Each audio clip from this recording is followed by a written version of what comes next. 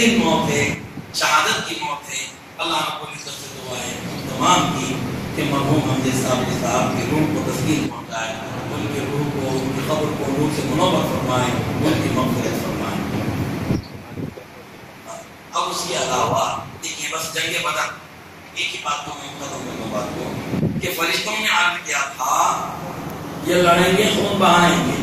اب جب دعا کی آقا علیہ السلام نے کہ یا اللہ مدد فرما مسلمانوں کے لشکر کی، مسلمان کے، تو اللہ کا فرمان ہوا ٹھیک ہے میں نے مصطفیٰ میں 1000 فرشتوں کو بھیج دوں گا کہ جن کے ہاتھ میں لٹ بھی ہوگی، جن کے ہاتھ میں بھالا بھی ہوگا، جن کے ہاتھ میں تلوار بھی ہوگی، اور جو اعتراض کیے تھے کہ انسان دنیا میں لڑ چلائے گا، آج فرشتے آپ کی امت میں آ کر لڑ چلائیں گے کفار کے خلاف۔ اور جو چیز کا اعتراض کیا تھا کہ تلوار چلائیں گے، آج وہ فرشتوں کو تلوار بھی دے دی جائے گی کہ وہ تلوار بھی چلائیں گے۔ جو فرشتے اعتراض کیے تھے کہ خون بہائیں گے انسان، آج فرشتے خون بھی بہائیں گے کافرین اور مشرکین کا، یعنی کہ ان کے وہ اعتراض جو انہوں نے کیا تھا، اللہ نے وہی اعتراض کو، وہی بات کو ان سے کروا دیا، ان کو جواب دے دیا۔ انی اعلم ما لا تعلمون کی تفسیر ہوگی کہ بے شک میں جو جانتا ہوں تم نہیں جانتے۔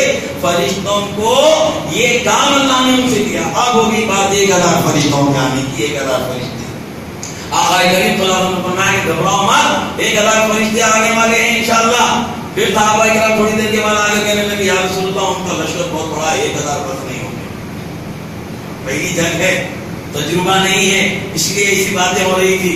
تو آقا کریم صلی اللہ علیہ وسلم پہلی مرتبہ تو دعا فرما دیے، 1000 فرشتوں کا اعلان آنے کے اللہ کی طرف سے ہو گیا، 1000 فرشتوں کے بھیجنے کی امداد اللہ نے عطا فرما دی۔ اب دوسری مرتبہ آقا علیہ السلام کوئی دعا نہیں فرماتے، جب صحابہ سے سنتے ہیں تو خود سے فرماتے ٹھیک ہے 1000 نہیں 3000 فرشتے آئیں گے۔ اب یہ 3000 کا جو معاملہ ہے اللہ کی طرف سے نہیں رسول کی طرف سے، اور یہ رسول کی طرف سے جو بات ہو گئی اللہ نے اسے ایسی پسند فرمائی کہ قرآن حکیم بنا دیا اس کو۔ میں نے نبی پاک صلی اللہ علیہ وسلم کی زبان سے جو الفاظ نکلے کلام مصطفیٰ کلام خدا بن گیا۔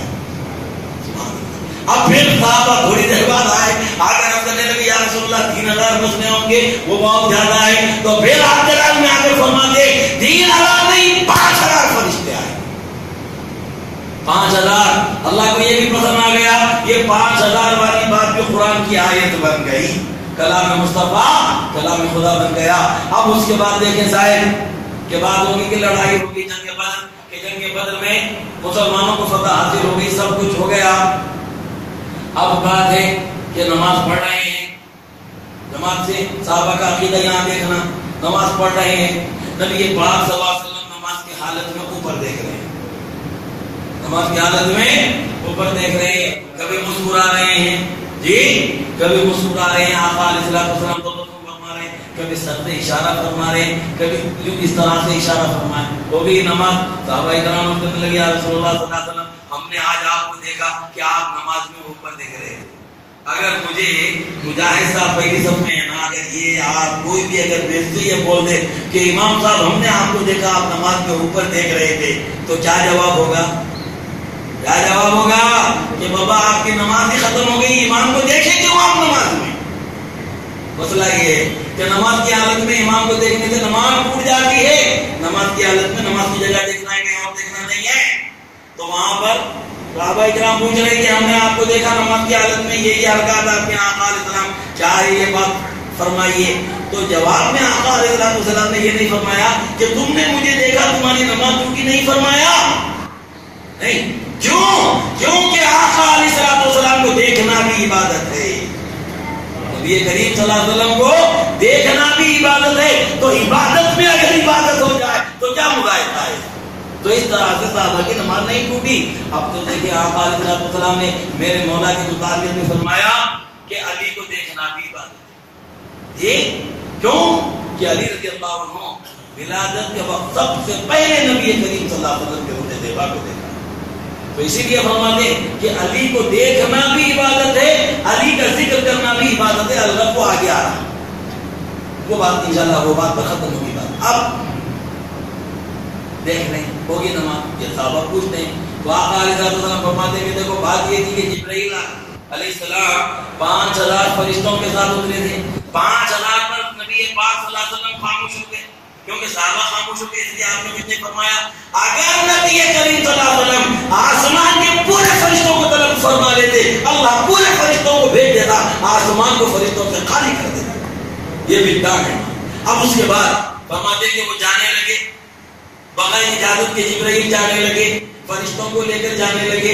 آسمان میں پہنچے، وہاں پر آواز آئی کہ دستک جب دی جبرائیل نے، تو وہاں پر محافظ اور نگران فرشتے نے کہا کہ کون ہے؟ تو جبرائیل کہہ رہے کہ میں جبرائیل ہوں، ساتھ میں یہ 5000 فرشتے ہیں کہ جو نبی کریم صلی اللہ علیہ وسلم کے لیے امت مسلمہ کے ساتھ لڑ کر آئے ہیں کفاروں کے خلاف، کافر مشرکین کے خلاف. جنگ ہو گئی، مسلمان جیت گئے، ہم آ گئے. بات تو سیدھی ہے نا. تو وہاں سے آواز آتی ہے کہ تم محمد مصطفیٰ صلی اللہ علیہ وسلم سے اجازت لے کر آئے ہو کہ نہیں؟ کس سے سوال ہو رہا ہے؟ جبرائیل امین ہے، وہ فرشتوں کے سردار ہے، وہ ان سے یہ بات ہو رہی ہے کہ تم مصطفیٰ کی اجازت سے آئے ہو کہ بغیر آئے اجازت کے آ گئے. تو جبرائیل امین نے عرض کیا کہ وہ نماز پڑھ رہے تھے، ہم نے بغیر اجازت کے آ گئے. ہم تو آواز آئی کہ جب تک کہ اجازت نہ لو دروازہ نہیں کھلے گا، جب تک مصطفیٰ اجازت نہ دے دروازہ تمہارے لیے نہیں کھلے گا. کون ہے وہ؟ فرشتے ہی ہے، فرشتوں کے سردار ہے. ان سے کہا جا رہا ہے کہ جب تک کہ مصطفیٰ اجازت نہ دے دروازہ نہیں کھلے گا. تو نبی پاک صلی اللہ علیہ وسلم فرماتے وہ سب میں دیکھ رہا، میں دیکھ رہا. اب جبرائیل وہ بات پر اترنے لگے، اور اترتے ان کا وہ اترنا مجھے مسکرانے کو مائل کر دیا. کیونکہ جبرائیل رک جاتے، تھوڑی دیر انتظار کر لیتے، اجازت لے کر جاتے، تو وہ سب معاملات نہیں ہوتے. نہ ان سے کچھ پوچھا جاتا، نہ وہ کچھ بولتے، نہ وہ منہ پر جاتے، نہ نیچے آتے. تو آتے آتے جب جبرائیل کی نظر مجھ پر پڑی تو جبرائیل نے اشاروں میں مجھ سے اجازت طلب کی. تو میں نے اشاروں میں ہی انہیں اجازت دی تھی. تب جا کر جنت جانے کے آسمان کا دروازہ کھلا اور جبرائیل فرشتوں کے ساتھ اندر داخل ہوئے. تو یہ ہے شان مصطفیٰ صلی اللہ علیہ وسلم. اب آئے کہ رمضان مبارک کو ایک اور چیز ہے، حضرت علی رضی اللہ عنہ کی شہادت بھی اسی مہینے کے مہینے میں ہوئی. نماز کی حالت میں فجر کی نماز آپ ادا کر رہے ہیں، بہت تفصیل ہے، پھر جمعہ میں ابھی کے موقع پر انشاءاللہ بیان کروں گا کہ نماز کی حالت میں پہلی رکعت میں سجدہ ہوا ہے. سجدے ہوتے ہیں کہ ابن ملجم شقی نے آپ کی سر مبارک پر وار کرتا ہے، اور اس جگہ کہ جہاں پر ایک جنگ میں آپ کو نقصان پہنچا تھا، الغد اتنی شدت کا وار رہتا ہے، اور وہ زہر میں بجھی ہوئی تلوار رہتی ہے ابن ملجم شقی. اور پھر وہ کاری ضرب جب آپ کو لگا تو آپ کی زبان سے نکلا فضت برب الکعبہ، کہ رب کعبہ کی قسم کہ میں اپنی مراد کو پہنچ گیا. دیکھیں کیا مراد بھائی، میں نے کہ موت ہے، موت ہونے والی ہے، اور فرمانے کہ میں اپنی مراد کو پہنچ گیا. تو یہ عاشقوں کا انداز دیکھیں، یہ ایسے متبرک شخصیتوں کا انداز دیکھیں کہ مرنے کو اور اس دنیا کو چھوڑنے کو وہ کامیابی کہہ رہے ہیں. اور کعبے میں آپ کی شہادت ہو رہی ہے، اور ولادت بھی آپ کی کعبے میں ہوئی. مولود کعبہ ہے، آپ سے پہلے کسی کی ولادت کعبۃ اللہ میں نہیں ہوئی، اور شہادت آپ کی کعبۃ اللہ میں ہوئی. اللہ جب آپ کو وہ مار کے زخم پہنچا تو ایک جنوب کی آ گئی کیفیت، اور لاکھ کوشش کی گئی، علاج بھی نہیں ہو سکا. آخر میں ابن ملجم کو گرفتار کیا گیا.